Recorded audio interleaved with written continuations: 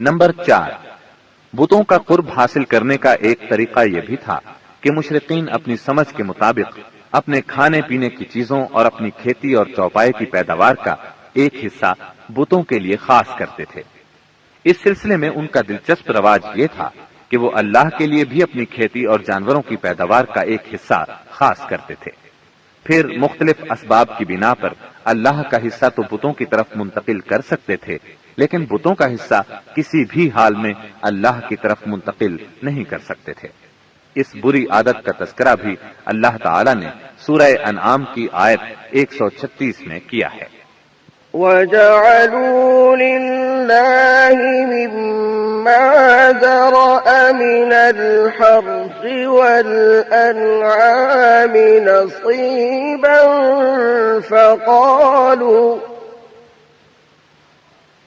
فقالوا هذا لله بزعمهم وهذا لشركائنا فما كان لشركائهم فلا يصل إلى الله وما كان لله فهو يصل إلى شركائهم ساء ما يحكمون۔ اللہ نے جو کھیتی اور چوپائے پیدا کیے ہیں اس کا ایک حصہ انہوں نے اللہ کے لیے مقرر کیا، اور بزعم خود کہتے ہیں کہ یہ اللہ کے لیے ہے اور یہ ہمارے شرکاء کے لیے ہے۔ تو جو ان کے شرکاء کے لیے ہوتا ہے وہ تو اللہ کے لیے نہیں پہنچتا، مگر جو اللہ کے لیے ہوتا ہے وہ ان کے شرکاء تک پہنچ جاتا ہے۔ کتنا برا ہے وہ فیصلہ جو یہ لوگ کرتے ہیں۔ نمبر 5، بتوں کا قرب حاصل کرنے کا ایک طریقہ یہ بھی تھا کہ وہ مشرکین کھیتی اور چوپایوں میں مختلف قسم کی نظریں مانتے تھے۔ اللہ تعالی سورہ انعام کی آیت 138 میں فرماتے ہیں، وَقَالُوا هَٰذِهِ أَنْعَامٌ وَحَرْثٌ حِجْرٌ لَّا يطعمها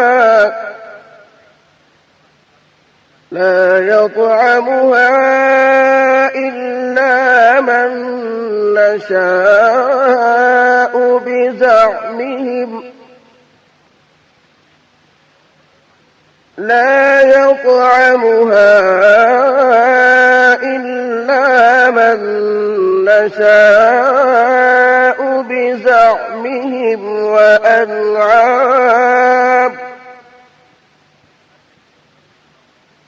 وأنعام حرمت ظهورها وأنعام لا يذكرون اسم الله عليها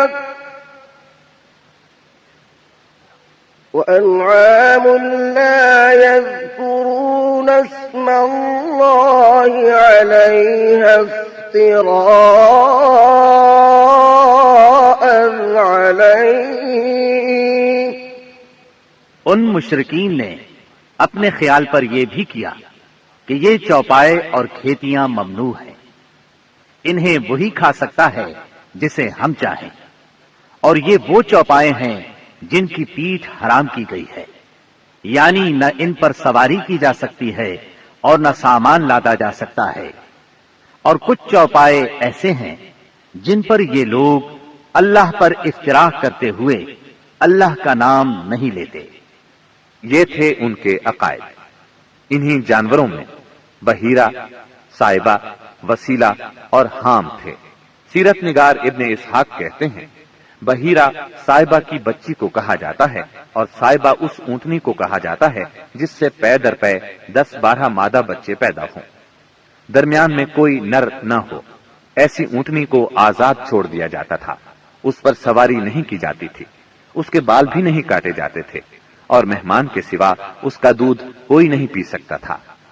اس کے بعد یہ اونٹنی جو مادہ بچہ جنتی اس کا کان چیر دیا جاتا اور اسے بھی اس کی ماں کے ساتھ آزاد چھوڑ دیا جاتا، اس پر سواری بھی نہ کی جاتی، اس کے بال نہ کاٹے جاتے اور مہمان کے سوا کوئی اس کا دودھ نہ پیتا۔ اسی کو بحیرہ کہتے ہیں اور صائبہ اس کی ماں ہے۔ وسیلہ اس بکری کو کہا جاتا تھا جو 5 مرتبہ پے در پے 2 مادہ بچے جنتی تھی، یعنی 5 بار میں 10 مادہ بچے پیدا ہوتے، درمیان میں کوئی نر نہ پیدا ہوتا۔ اس بکری کو اس لیے وسیلہ کہا جاتا تھا کہ وہ سارے مادہ بچوں کو ایک دوسرے سے جوڑ دیتی تھی۔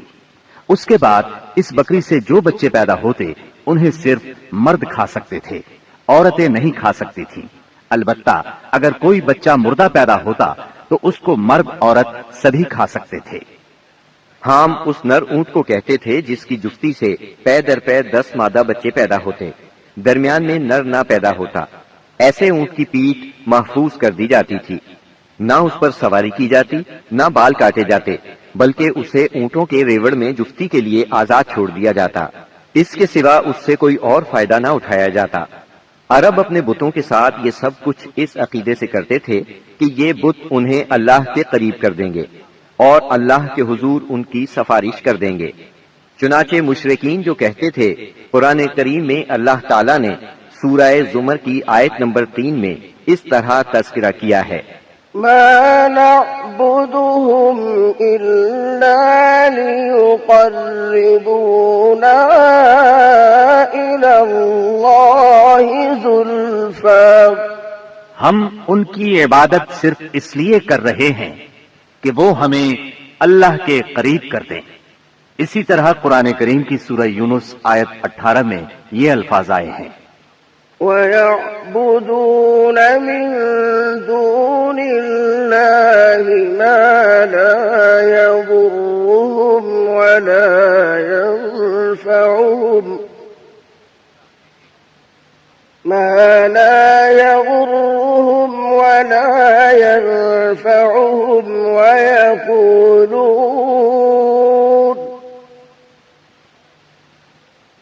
وَيَقُولُونَ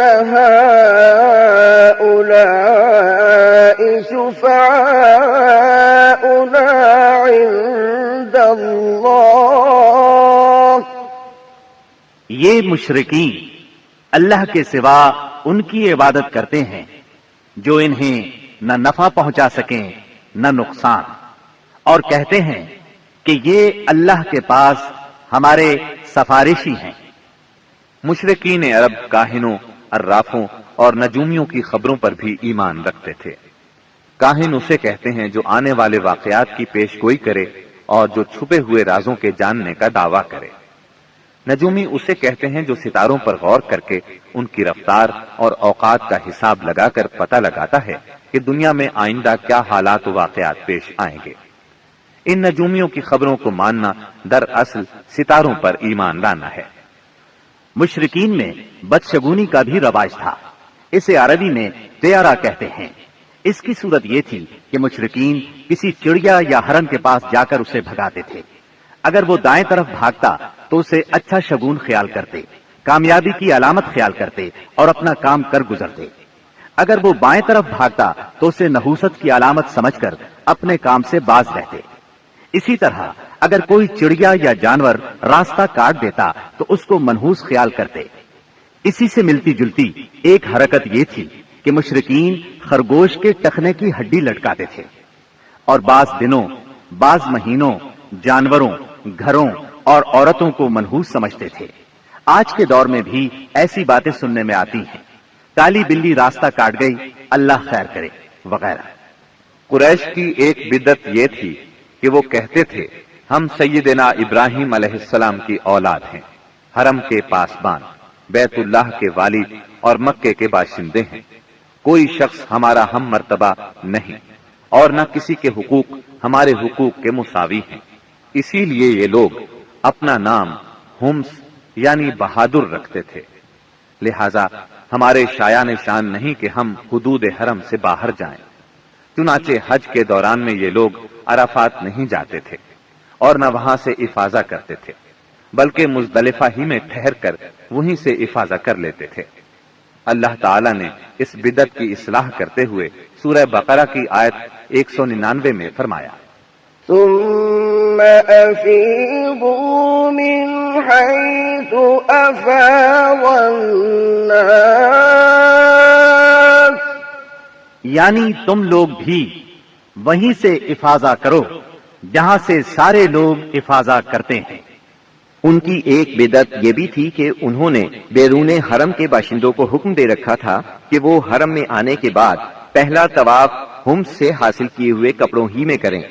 چنانچہ ان کا کپڑا اگر دستیاب نہ ہوتا تو مرد ننگے طواف کرتے اور عورتیں اپنے سارے کپڑے اتار کر صرف ایک چھوٹا سا کھلا کرتا پہن لیتی اور اسی میں طواف کرتی اور دوران طواف یہ شعر پڑھتی، اليوم يبدو بعضه أو كله وما بدأ منه فلا أحله، آج کچھ یا ساری شرمگاہ کھل جائے گی، لیکن جو کھل جائے میں اسے دیکھنا حلال قرار نہیں دے گی۔ اللہ تعالیٰ نے ان خرافات کے خاتمے کے لیے سورہ آراف کی آیت نمبر 31 میں فرمایا، يا بني آدم خذوا زينتكم عند كل مسجد، یعنی اے آدم کے بیٹو، ہر مسجد کے پاس اپنی زینت اختیار کرو۔ یہی دین یعنی شرک و بت پرستی اور توہمات و خرافات پر مبنی عقیدے والا دین عام اہل عرب کا دین تھا۔ اس کے علاوہ جزیرت العرب کے مختلف اطراف میں یہودیت، مسیحیت، مجوسیت اور سابعیت نے بھی قدم جما لیے تھے۔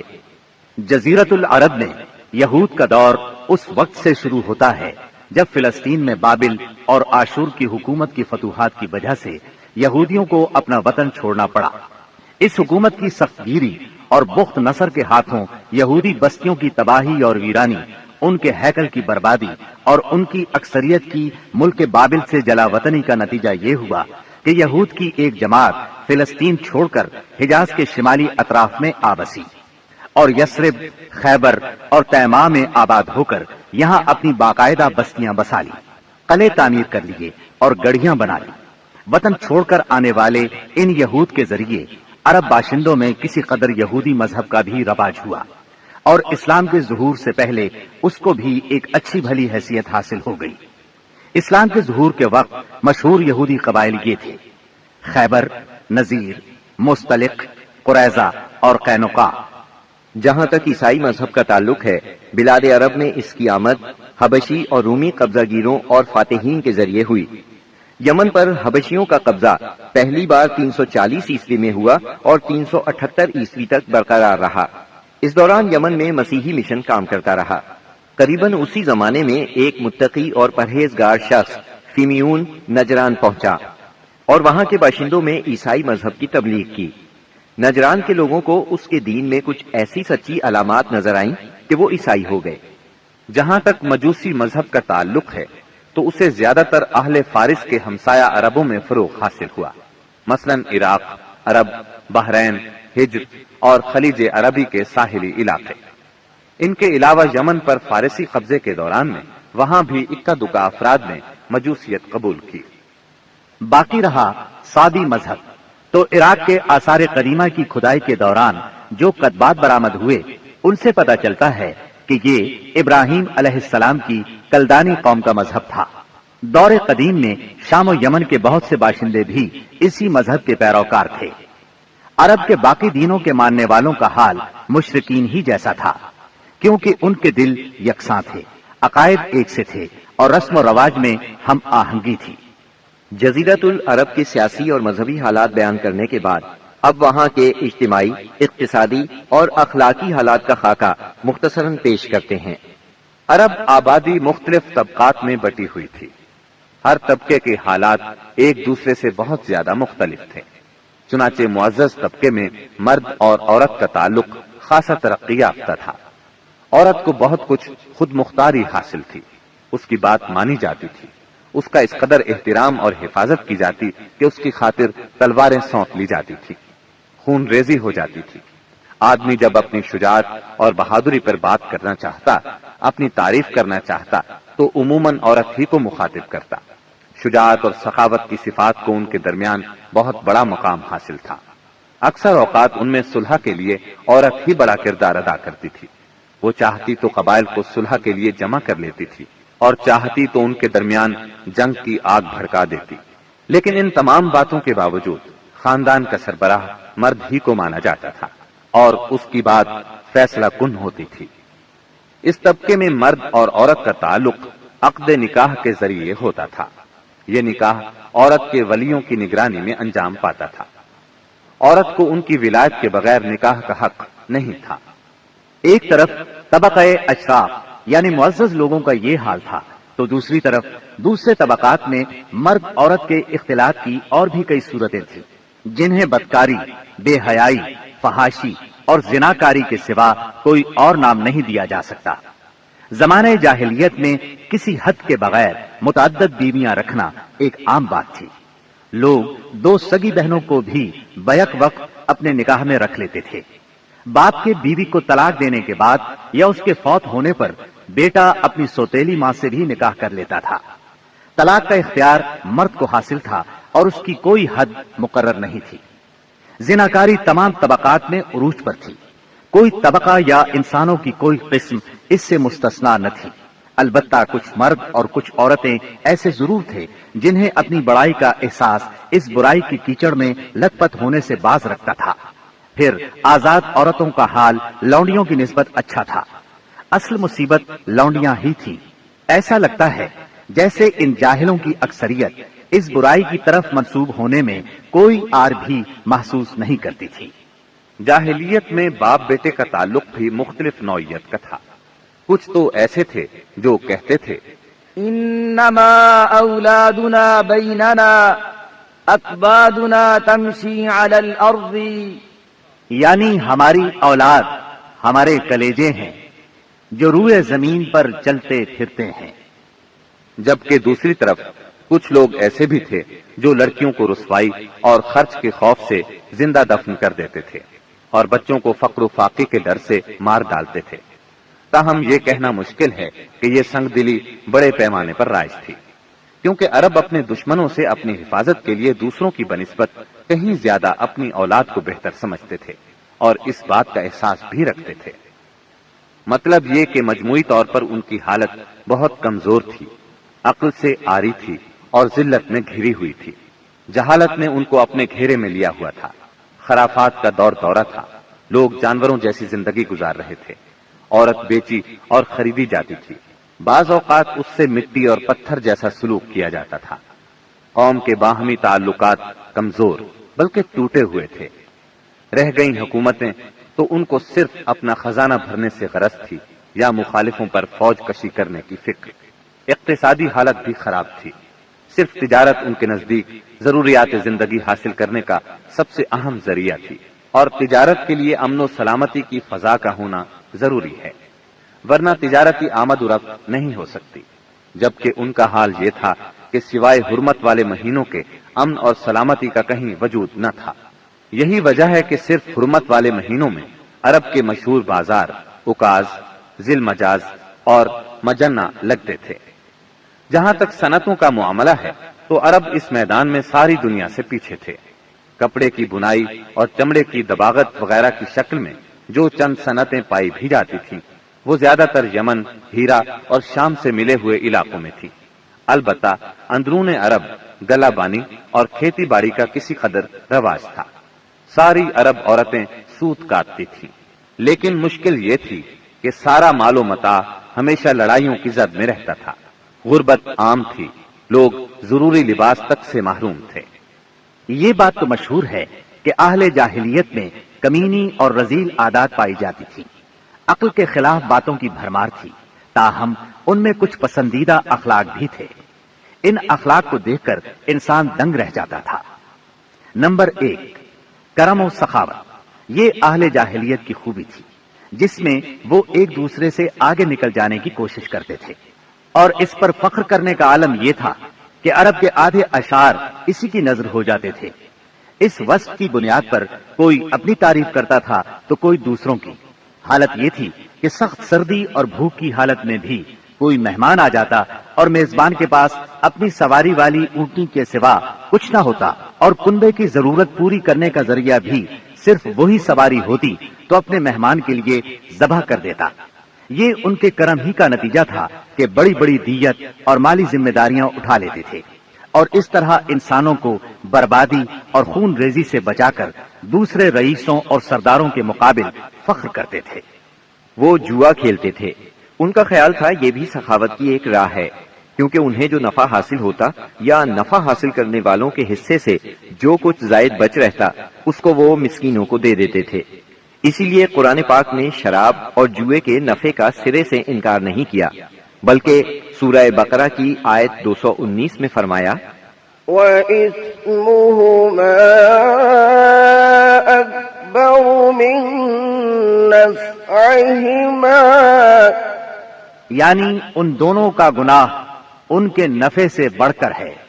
نمبر 2، ایفائے عہد یعنی وعدے کا پورا کرنا۔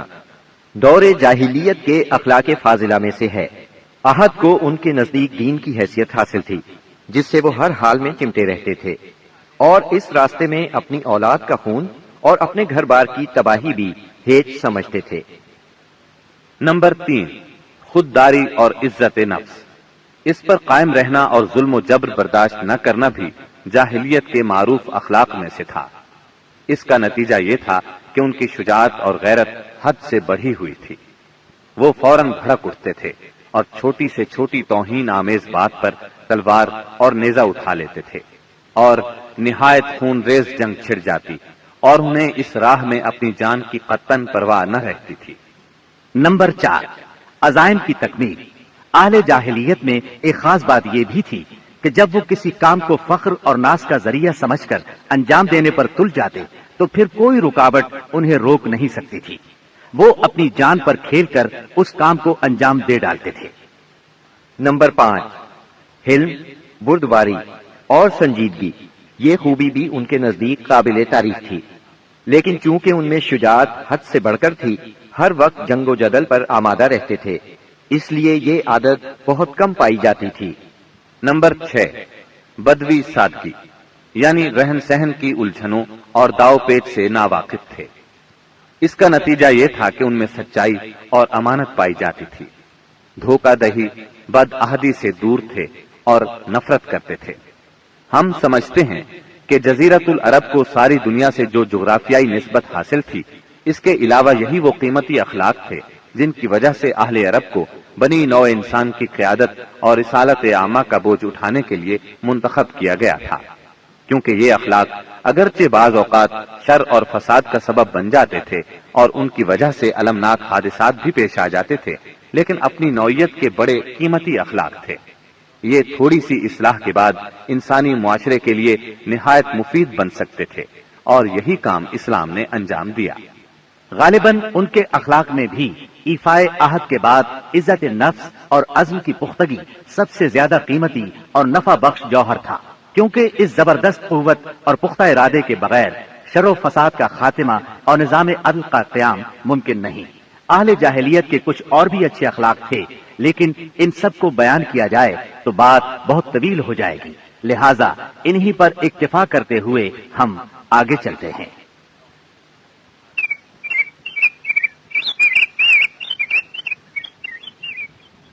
ہمارے رسول مقبول محمد صلی اللہ علیہ وسلم کی ولادت باسعادت موسم بہار میں پیر کے دن صبح صادق کے بعد اور طلوع آفتاب سے پہلے 9 ربیع الاول سن عام الفیل 20 یا 22 اپریل 571 عیسوی کو مکہ مکرمہ میں ہوئی۔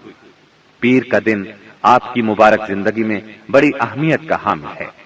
سیدنا ابن عباس رضی اللہ عنہ فرماتے ہیں کہ آپ پیر کو پیدا ہوئے، پیر کے دن آپ کو نبوت سے سرفراز فرمایا گیا، پیر کو مکے سے مدینے کی طرف ہجرت کے لیے نکلے، پیر کو آپ مدینہ منورہ تشریف لائے، اور آپ نے پیر ہی کے دن اس دار فانی کو خیر باد کہا۔ آپ کے پیدا ہوتے ہی آپ کے دادا عبد المطلب آپ کو گود میں اٹھا کر خانہ کعبہ میں لے گئے، آپ کے لیے دعا کی اور محمد نام رکھا۔ پوتے کی پیدائش کی خوشی میں 7ویں دن اپنے قبیلے کی دعوت کی۔ لوگوں نے آپ کے دادا سے پوچھا، آپ نے نو مولود کا نام دوسرے لوگوں کے ناموں جیسا کیوں نہیں رکھا؟ انہوں نے جواب دیا، میں چاہتا ہوں میرے پوتے پر اس نام کا اثر پڑے اور میرا پوتا تعریف و توصیف حاصل کرے۔ آپ کی والدہ سیدہ آمنہ نے آپ کا نام احمد رکھا۔ انجیل میں بطور پیشگوئی آپ کے 2 نام آئے ہیں، فارقلیب اور منہمنا۔ قرآن مجید کی سورہ انبیاء آیت 107 میں اللہ تعالیٰ نے آپ کو رحمت للعالمین کہا ہے، وما أرسلناك إلا رحمة للعالمين۔ ہم نے آپ کو تمام جہانوں کے لیے رحمت بنا کر بھیجا ہے۔ آپ کا نسب نامہ اس طرح ہے: محمد بن عبداللہ بن عبد المطلب بن ہاشم بن عبد مناف بن قصی بن کلاب بن مرہ بن کعب بن لعی بن غالب بن فہر بن مالک بن نظر بن کنانہ بن خزیمہ بن مدرکہ بن الیاس بن مزر بن نزار بن معد بن عدنان۔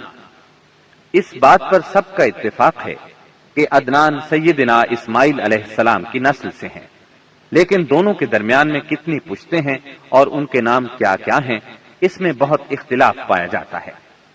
آپ کی والدہ کا نام سیدہ آمنہ تھا۔ سیدہ آمنہ کے والد وہب بن عبد مناف بن زہرہ بن کلاب تھے۔ یہ وہی کلاب ہیں جو والد کی طرف سے بھی نبی صلی اللہ علیہ وسلم کے نسب نامے میں آتے ہیں۔ ان کا اصل نام عروہ یا حکیم تھا، لیکن کتوں کے ذریعے بکثرت شکار کھیلا کرتے تھے، اس لیے کلاب کے نام سے مشہور ہو گئے۔ عربی میں کلاب کتوں کو کہتے ہیں۔ آپ اسماعیل علیہ السلام کی اولاد میں سے ہیں۔ اسماعیل علیہ السلام کی خاطر جب اللہ تعالیٰ نے زمزم کا کنواں جاری کیا تو قبائل جرہم اور ایاد کے خانہ بدوش عرب سیدہ ہاجرہ کی اجازت سے وہاں آ کر رہائش پذیر ہوئے۔ کعبے کے متولی اسماعیل علیہ السلام اور ان کی اولاد رہی۔ ایک عرصے کے بعد بنو جرہم اور سیدنا اسماعیل کی اولاد میں کعبے کی تولیت کے سلسلے میں جھگڑا ہوا تو کعبے کی خدمت اور تولیت اولاد اسماعیل اور بنو جرہم میں تقسیم ہو گئی، اور جب بنو خزاعہ نے لڑ کر مکے پر قبضہ کیا تو ایک مدت تک کعبے کی تولیت بھی ان کے پاس رہی، لیکن بنو اسماعیل بہرحال مکے ہی میں رہے۔ ان کے ایک فرد کلاب نے شمالی عرب میں قبیلہ خزاعہ میں شادی کی، اس سے قصی پیدا ہوئے۔ وہ جوان ہو کر اپنے قبیلے میں واپس آ گئے۔ خسر کی وفات کے بعد قصی نے اپنے ننہال کی مدد سے بنو خزاعہ کو مجبور کیا کہ وہ شہر چھوڑ کر مضافات میں جا بسے۔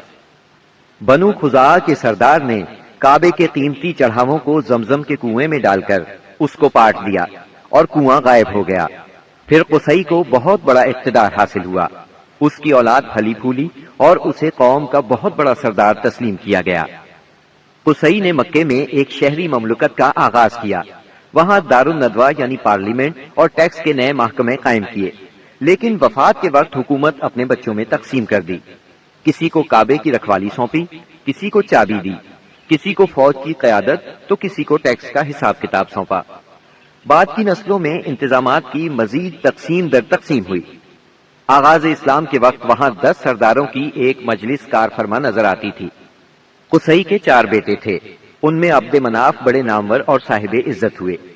عبد مناف کے بھی 4 بیٹے تھے، ان میں ہاشم شہرت میں سبقت لے گئے۔ ہاشم آپ کے پردادا تھے، بہت دولت مند ہونے کے ساتھ ساتھ سخاوت، مروت اور احسان میں بھی بے مثال تھے۔